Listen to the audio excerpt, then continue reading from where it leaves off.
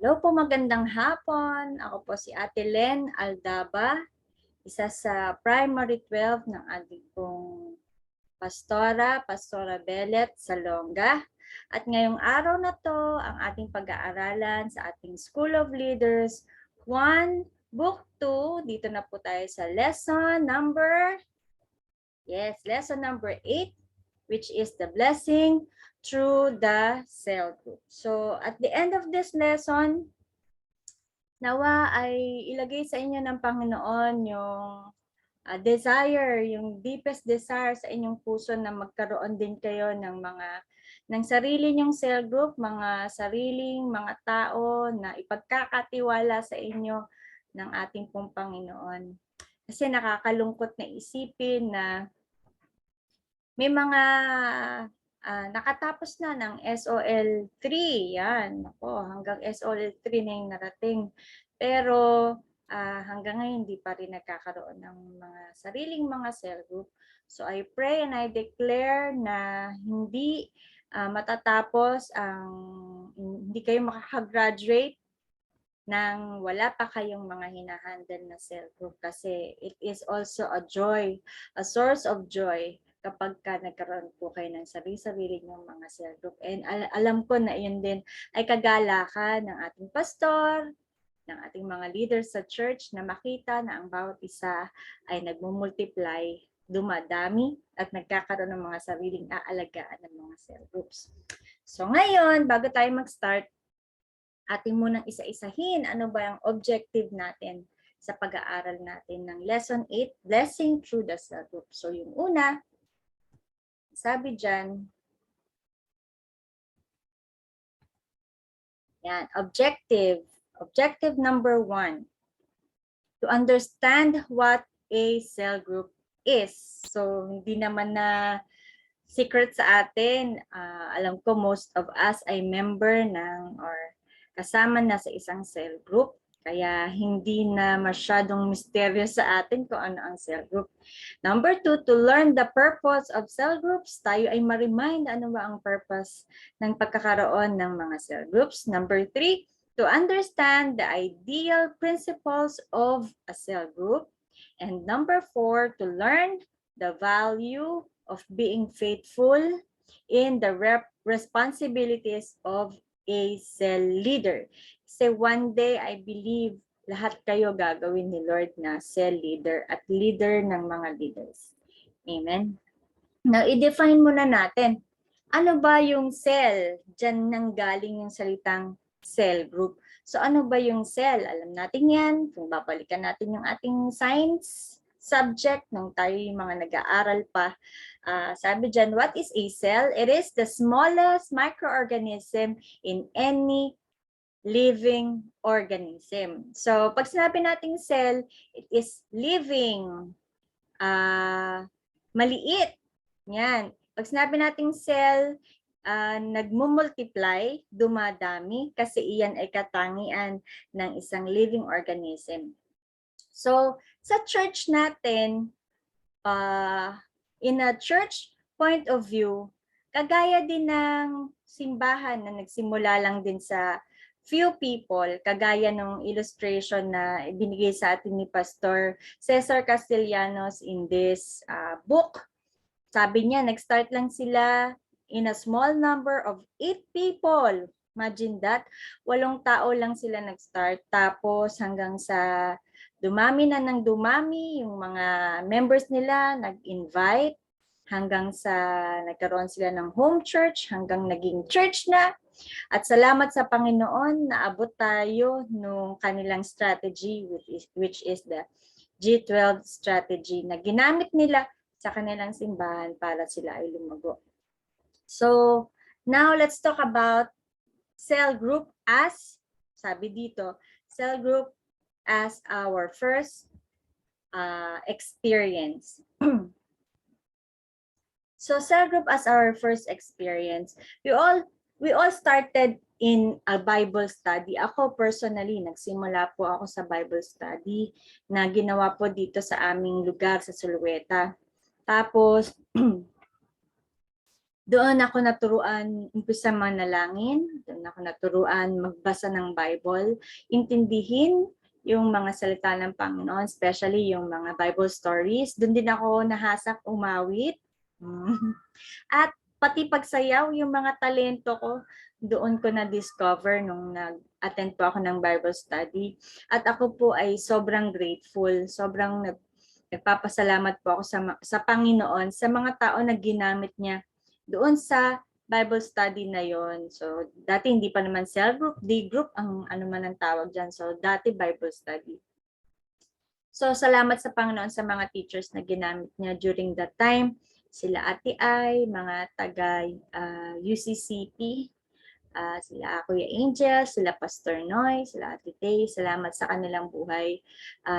Alam ko na may ginamit ang Panginoon din sa buhay ninyo para kayo ay ma-lead sa Panginoon through the cell groups.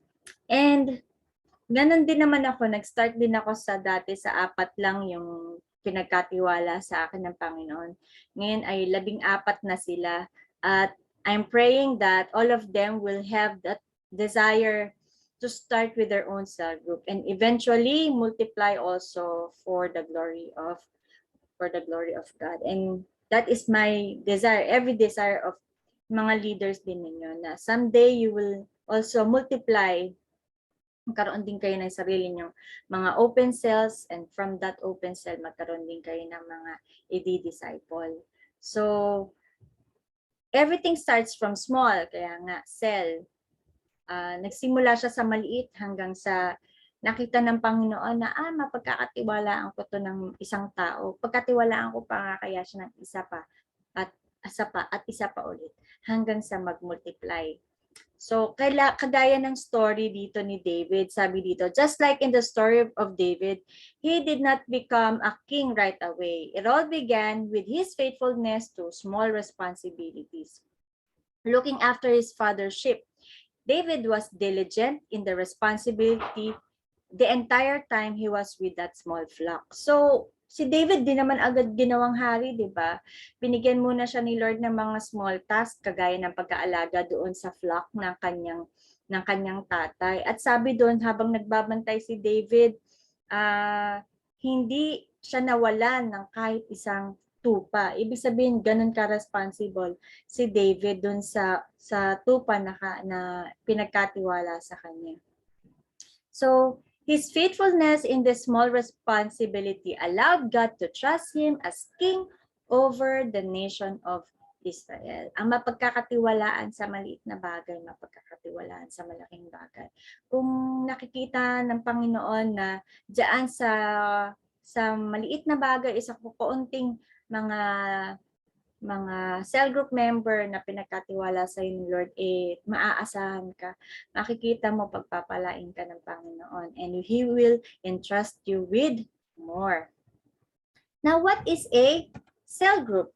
Yan, sabi dyan, a cell group are small groups of people who meet at least once a week in an effort to develop all-round growth centered on the Word of God. Siyempre, kagaya natin, di ba, minimit tayo ng cell leader natin once a week, di ba? Hindi man physically, pero minimit tayo virtually ng ating mga cell leader. At syempre, ang ating focus is we are focused on the Word of God. Yun ang pinag-aaralan natin sa ating cell group para lalo pa nating makilala ng lubusan ng ating Panginoon. So, dyan sa cell group natin, sino-sino daw ang nandyan? Siyempre, meron tayong tinatawag na host.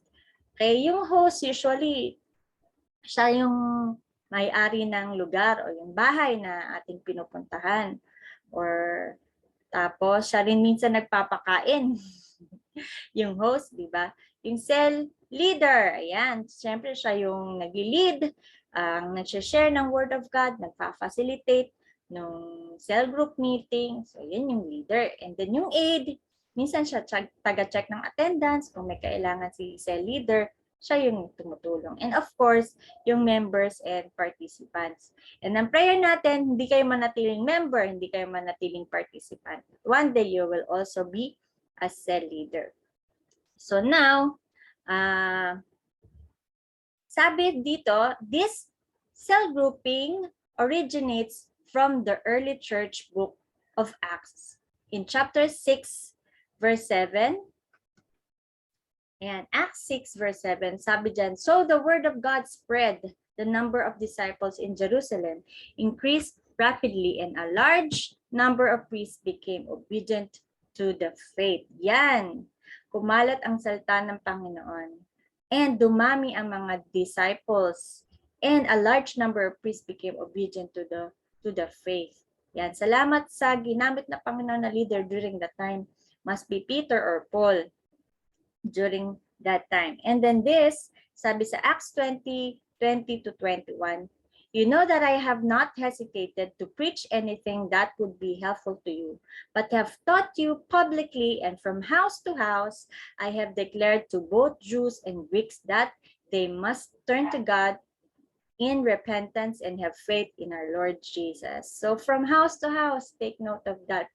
From house to house, talagang doon talagang nagsisimula sa mga cell groups ang pagdami ng mga kumikilala sa Panginoon. And then, yan, sabi dyan, cell groups make personal pastoring possible. Cell group make personal pastoring possible. The Lord Jesus gave us the best example. Yan. Si Lord Jesus Christ, nung nandito siya sa ating mundo, di ba? He visited the house of Zacchaeus. Nung tumingala si Jesus at nakita niya si Zacchaeus sa punong sycamore, sabi niya, Zacchaeus, bumaba ka dyan, ako'y pupunta sa iyong tahanan. Yan. Tapos si Jesus, nagpunta rin siya sa bahay ni Peter at saka dun sa mother-in-law niya, pinagaling niya kasi may sakit. Si Jairus and his daughter was brought back to life. And not to mention yung kanyang closest friends, si Mary, si Martha, at si Lazarus. These are his close friends.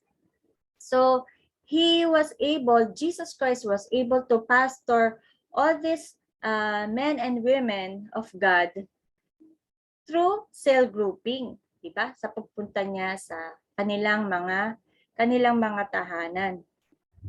At kung may isip natin, halimbawa sa church natin, we are mga 350 to 400 people tayo sa church. Ayan. Salamat sa Lord kasi dinelegate niya yung task ng personal pastoring sa mga leaders ng church, di ba? Hindi naman kaya ni pastor na puntahan lahat ng yon, ipanalangin ang lahat ng yon, alamin ang lahat ng mga pangangailangan at problema ng 400 na mga members ng church. So, through personal pastoring na ipinagkaloob sa atin at pinagkatiwala sa atin ng Panginoon, natutulungan natin ngayon si pastor, ang ating pastor, para to look after his flock, diba? Hindi naman kasi kaya ni pastor lahat yun isa-isahin. Kaya salamat sa Panginoon sa buhay ng mga leaders na ginagamit niya para magkaroon ng personal pastoring sa mga members ng ating church. So, yun. Next, cell groups are the mine from which you extract your 12. So, from our cell group, ang tawag natin dyan sa mga sinasell group natin sa una ay open cells. From that open cell, you can already select your 12. You can already see who can already be trusted to disciple, meaning to teach them to teach and disciple also. So from your cell group, from your open cell, makikita mo na doon sino kaya dito yung merong nagkakaroon na ng that passion in their hearts also to teach, to share, na magkaroon din ng sarili nilang grupo. Makikita mo na yung merong ability na magturo, makikita mo na yung meron talagang desire to really spread the good news, the salvation of the Lord. So, from that open cell, sa iyong cell group na yon, makakakuha ka na doon ng mga possible na mga tao na dadalhin mo sa discipleship. So, cell groups are the mine from which you extract your 12. Sabi dito, Jesus won 12 men and reproduced his character in them. knowing that they would be his representatives to the world. He passed on the vision to the 12 so that at the right time, they would pass it on to another 12, achieving multiplication. So, yon. From our open cell, dun ka kukuha ng mga possible na pwede mong gawing disciple kung saan you will multiply yourself. Hindi lang ikaw yung multiply mo, you will multiply the character of Jesus. On those 12, ipapasa mo sa kanila yung vision. Sila man ay magkakaroon ng pangitain kung saan they will also desire na ma-spread yung salvation, ma-disciple din sila at sila man would one day disciple people who will really serve the Lord. And yan, sabi dyan, achieving multiplication. So yan. Next, the importance of cellular vision. Okay? Sabi dito, opening a house for a cell meeting is the same as taking the Ark of the Covenant to that home. You still remember the time when King David, nung sila King David ay kinuha na nila yung Ark of the Covenant. Yung Ark of the Covenant represents the very presence of our God. So, nung kinuha nila yung Ark of the Covenant, isinakay lang nila yon sa ox. Tapos, habang tinatravel nila yung Ark of the Covenant, napatid ngayon yung ox. At ngayon, itong si Uza, nakasama nila, ay nag-reach out para hawakan yung Ark of the Covenant. At from that moment na hinawakan niya, siya ay namatay. So, dahil sa pangyayaring yon, nagalit itong si David, nalungkot siya sa pangyayaring iyon. So, ang ginawa nila, inilagay nila yung Ark of the Covenant sa isang bahay ng isang taong nagngangalang Obed-Edom. Yan, alam natin yung kwento. At nung nilagay nila ang Ark of the Covenant, which represents the very presence of God, ay binless ni Lord yung tahanan ni Obed-Edom. For 3 months, nandoon nakalagay yung Ark of the Covenant. And so, for 3 months, the Lord has greatly blessed the household of Obed-Edom. Opening a house for a cell meeting is the same as taking the Ark of the Covenant to that home. Ibig sabihin, kapag ka nag-open tayo ng cell group, doon sa tahanan na yan, inopen natin yung tahanan na yon for the Word of God. Just like the house of Obed-Edom, for sure, yung presence ni Lord ay sasama sa tahanan iyon at pagpapalain yung tahanan yan. Of course, di lang naman tayo, we're not just speaking of material blessings or physical blessings. We are also speaking of spiritual blessings. Yan yung matatanggap po ng tahanan na yon. Napakalaking pagpapala na ang isang tahanan ay open for the Word of God. Dahil nandun ang Panginoon, that house ay tatahanan ng ating Panginoon. Yung presence ni Lord nandun, yung provision ni Lord nandun, yung protection ni Lord ay also ay dadako sa tahanan iyon. Hindi ba pagpapala yun mula sa ating Panginoon? So napakahalaga that houses or homes are open to cell groups or mga Bible studies because the Ark of Covenant is there, the presence of God will be there. Next, what is the purpose of the cell group? Number 1, to open the door for our families to be saved. Ang sabi sa Acts 16 verse 31, they replied, "Believe in the Lord Jesus Christ and you will be saved, you and your household." Dahil ang tahanan ay ino-open natin sa gawain ng Panginoon. Siyempre, sino ba yung kasama natin sa tahanan? Ng ating pamilya. So, sa aking mga experiences, kapag nagpupunta kami for Bible study sa tahanan, syempre, kung halimbawa yung tatay yung unang na-save, tatawagin ng tatay yung anak. Tapos naman, yung tatay tatawagin yung asawa. Pag nakarinig na ng salita ng Panginoon, tatawagin naman yung lolo, tatawagin naman yung lola, tatawagin yung tito, yung tita, yung pinsan, hanggang buong pamilya na yung makakilala sa Panginoon. Di ba? Napakasarap na ang buong tahanan ay kikilala sa Panginoon bilang Panginoon at tagapagligtas. Ang buong tahanan ay magsaserve sa Panginoon, di ba? So, to open the door for our families to be saved. Number 2, to help people to have contacts with leaders. Dahil dito, nagkakaroon ng pagkakataon na makakilala ng leader yung mga sinesel group natin. Ang leader are shepherds, di ba? Sila yung mga pastol na gagamitin ng Panginoon para sa mga tao na hindi pa nakakilala sa Kanya. So, naisip ko dito yung sinasabi ng Panginoon na one day, nung si Lord nakita niya yung crowd, naawa siya sa crowd. Sabi niya, kawawa naman yung crowd na to. They are like sheep without a shepherd. Ang hirap na ang buhay, walang nag-lead, walang nag-guide, especially sa Word of God, di ba? Di nila alam ang salita ng Panginoon because no one will lead them and make them realize kung gaano kahalaga ang salita ng Panginoon at kung gaano kahalaga na ang buhay ay sumusunod sa Panginoon. So, salamat na lang sa ating mga cell group, napapakilala ang mga leaders ng church, napapakilala ang pastor at nabibigyan ng pagkakataon these people to know these leaders, to know these leaders who can shepherd them to know the word of God and for them to know our shepherd of shepherds, which is our Lord Jesus Christ.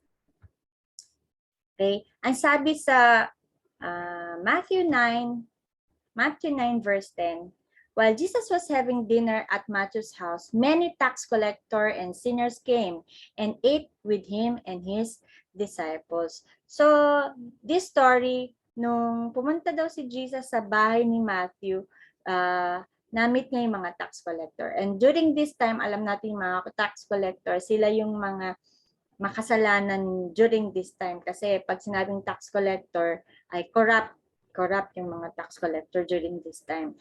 At kapag kasama nila si Jesus and they ate with Jesus and with his disciple, for sure alam natin that those tax collector will come to know Jesus, will come to know him as their Lord and Savior. And number 3, the purpose of cell group is, number 3, to provide the opportunity for people to receive a touch from God. Kung naalala natin yung story ng mga magkakaibigan na binutas yung bubong ng bahay kung saan nandoon si Jesus. Tapos itinali nila yung higaan ng kanilang kaibigan at ibinaba nila right in front of Jesus. Ang sabi dito in Luke 5 verse 19 and 20, when they could not find a way to this because of the crowd, they went up on the roof and lowered him on his mat through the tiles into the middle of the crowd, right in front of Jesus. When Jesus saw their faith, he said, "Friend, your sins are forgiven." And then pinagaling po siya ng Panginoon. Kapag meron tayong mga cell group, nagpo-provide si Lord ng opportunity for them to have a touch from God. Hindi po natin alam kung ano yung mga personal na kalalagayan ng mga tao na pupuntahan natin para ipakilala ang ating Panginoon, di ba? A lot of us, marami sa kanila may mga problema, may mga sakit, may mga kabigatan, may mga karamdaman, may mga pinagdadaanan. And si Lord, binigyan kanya ng opportunity para maipanalangin sila, ma-sharean ng Word of God, ma-encourage at magkaroon ng pag-asa, magkaroon ng pananampalataya sa ating Panginoong Jesus, di ba? So napakalaking privilege yung binibigay sa atin ng Panginoon. That when we have our cell group sa mga taong ito, they receive a touch from God. Just like this lame man na dinala ng kanyang mga kaibigan, sa harapan ng ating Panginoon. Alam ko hindi lang siya gumaling, pinatawad pa ng Panginoon ang kanyang mga kasalanan, and he believed in our Lord Jesus Christ. And so he was saved. Next, sabi dito, the ideal cell group. Ayan. Number 1, the ideal cell group prepare the message for each homogeneous group. Sa atin, sa church natin, di ba, meron tayong kababaihan cell group, merong kalalakihan cell group, merong youth, merong junior. Ayan yung tinatawag natin na homogeneous group. So, mas naaabot yung pangailangan ng bawat group. Lahat ng mga kababaihan magkakasama sa isang cell group, puro kababaihan lang. Sa isang cell group, puro kalalakihan lang. Kasi every each group has their own needs, 'di ba? Iba naman yung need ng kabataan, iba naman din yung need ng juniors, ng kalalakihan at ng mga kababaihan. So, ganun yung pagkakahati-hati ng ating cell group. Hindi ko na yun masyadong explain kasi alam niyo na yun. And then, number 2, the ideal cell group has the host and the leader should be committed to the vision. Ayan. Nako. Kailangan ang isang leader or a host is committed to the vision. Kasi the task of being a cell leader ay hindi madali. Yan, sinasabi ko na sa inyo. Mahirap maging leader. Mahirap dahil yung unang-una yung problema ng cell group mo, problema mo na din. Kapag pasaway yung cell group member mo, problemang lalo yun. So, hindi madali. Kaya dapat sobrang committed yung host o yung leader sa vision. Kasi if not, kunyari, nagkaroon ng tampuhan, mangangayaw na. Hindi na magtutuloy yung cell group, di ba? Kunyari, nagkaroon ng mga problema, nagkaroon ng mabigat na hindi na pasaway yung mga naging cell group member o pasaway o kaya yung leader pasaway. Pag hindi ganun ka-committed sa vision, hindi na magtutuloy. Kawawa yung cell group, wala na lang. So, kailangan committed yung leader. Kasi if not, konting bagay lang, ayaw na. Hindi na magtutuloy yung cell group. Kaya dapat committed ang leader. Okay? Sabi ko dito, remember that core value that says lifelong relationship. Pag mahirap na, di pwedeng ayawan na. Dapat, parehong may mabuting natatanaw ang mga leaders na ito. Sabi ko dito, one day nangarap ako na these people who I am discipling will also disciple so that the passing of the baton will never stop. Diba? Kailangan yung mga sinesel group natin also have that same vision as ours na one day, sila na yung magiging leader. Hindi na sila yung tuturuan. Sila na yung magtuturo. Sila na yung magdi-disciple. Kumbaga, pinasa sa yung baton, dapat may papasahan ka din. Hindi pwedeng ipinasa sa yung baton, nagstay na sa yung baton. Hindi mo na ipinasa. Okay? So, this is the challenge na binibigay sa atin. Yung yan. Magkaroon tayo ng prayer of 3 for a month. Yung prayer of 3 ay hanap tayo, mag-isip tayo, magmanalangin tayo ng 3 tao. Marami naman tayong kakilala nga, hindi nga lang 3. Pero 3 lang muna yung ina-ask sa atin ni Lord na ipag-pray natin. 3 people na ipapanalangin natin for a month. At papanalangin natin sila hanggang sa one day you will approach them or contact them, and then you can nasimulan mo yung cell group mo sa kanila. Maaaring simulan mo muna sa kamustahan, ayan, getting to know each other ulit dahil matagal mo silang hindi nakakausap. So, prayer of 3 for a month. Si Ate Jenny na ang magpapaliwanag sa inyo in detail kung paano yung prayer of 3. So, for our conclusion, sabi ko dito, all of us ay produkto ng cell group, di ba? Produkto tayo ng Bible study, ng campus ministry. Dito rin tayo dinevelop ni Lord. Yung puso natin for the vision to win souls and make disciples. Sa cell grouping, we see the importance of having a successor. Ibig sabihin ng successor, meron kang pagpapasahan ng vision. Hindi yung ipinasa sa iyo nga yung baton tapos huminto na sa iyo. We have been given the privilege and the responsibility to touch the lives of people that they too may touch other people's lives. Mahirap walang successor. Halimbawa, may pinamana sa yung negosyo yung tatay mo. Tapos, kapag hindi kanya naturuan kung paano gawin yung negosyo niya, ano mangyayari dun sa negosyo? Mag-i-stop na lang. Kahit na gaano kalago at kung kagano naka-develop at kakumikita yung negosyo ng tatay mo. Pero kapag wala siya napagpasahan, baliwala, hindi alang magpapatuloy. Okay, I have learned from the Women's Conference na maging aim natin to have a disciple that we want to have. Natutuwa po ako kapag yung disciple ko ay ginagamit na ng Panginoon sa pagtayo sa stage, ginagamit na ng Panginoon mag-share ng Word of God, mag-lead, ayan, nakakatuwa. Pero mas nakakatuwa kapag makikita ko na that they too also have their own cell group, meron na silang nililid, meron na silang nililid sa Lord, meron na silang hinahandle, meron na silang dinidisciple. Na kapag wala na tayo, someone will continue with the vision. And that is what God is putting in our hearts right now, to produce a leader even better than you are. At kapag nagkaroon na po kayo ng sarili ng cell group, sabi nga po sa core value number 7, it is a lifelong relationship. Hindi daw yan parang kaning isusubo na kapag napaso, ayawan na, bibitawan mo na. It is a commitment. Parang kasal, for better or for worse, in sickness and in health, for richer or for poorer, till death.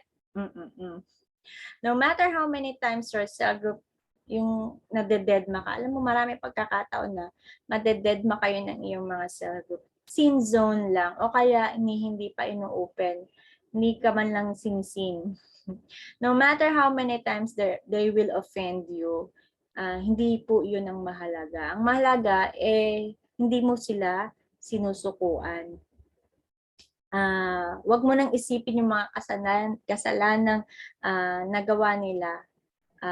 Ang mahalaga, magawa mo na mailapit sila patuloy sa Lord at lumalim ang relasyon at pag-ibig nila sa Panginoon, and the rest will follow.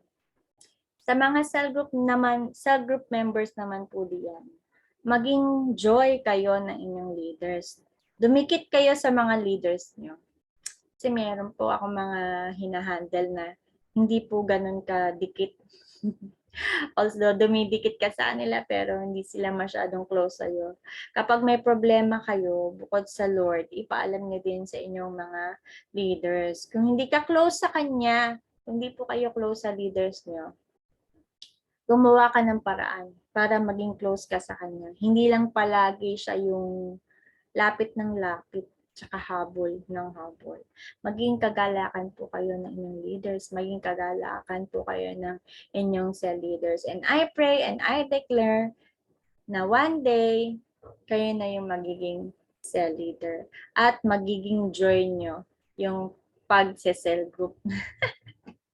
Salamat po sa Panginoon. Sana po natuto kayo. Sana one day, kayo na yung magtuturo na kayo na yung teacher dito sa SOL. Ayan, salamat sa Lord at yung assignment ninyo ay ipapaliwanag na lang sa inyo ng ating facilitator na si Ate Jenny.